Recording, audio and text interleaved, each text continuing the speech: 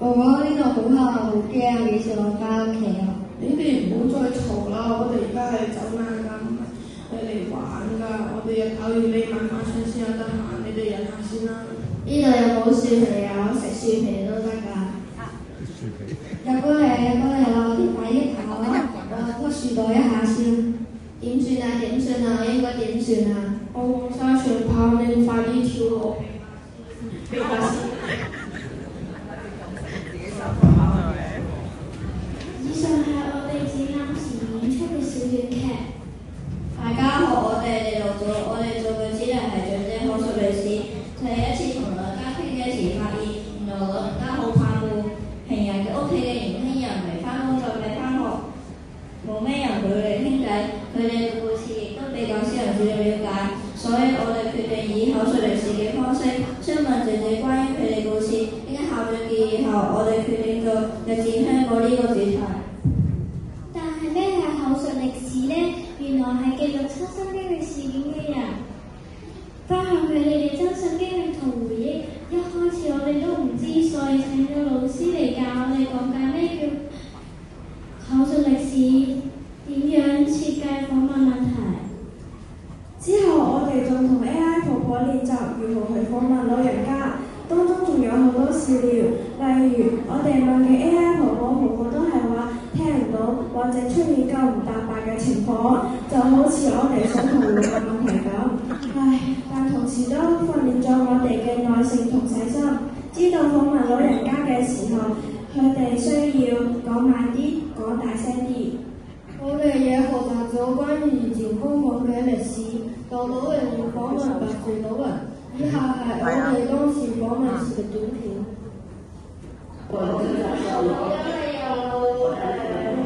離開咗香港，去其他地方逃難，去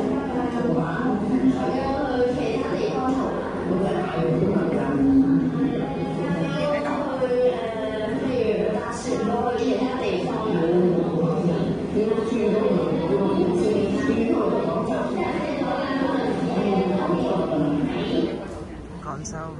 完全訪問後，我哋就返到學校籌備有關以前香港嘅展覽，從場地設計、展館設計、理路環理形式等等，都由我哋一手一腳設計，希望俾到同學一個成件事嘅體驗，令大家明白當時香港嘅風土環境同正今日所參與嘅一切。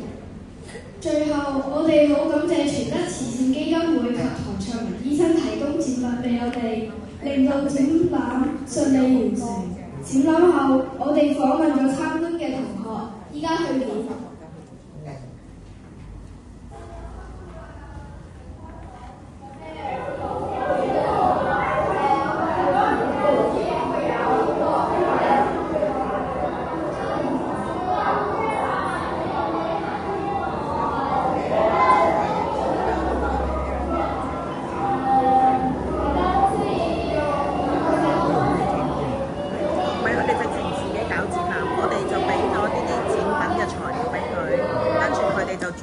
佢哋嘅展覽咯。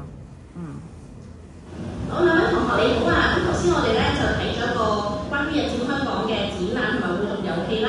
咁你哋睇完之後有咩感受啊？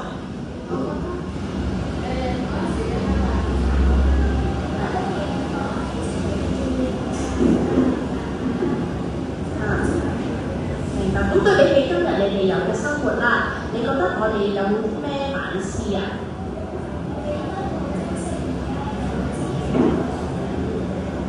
唔該晒你哋。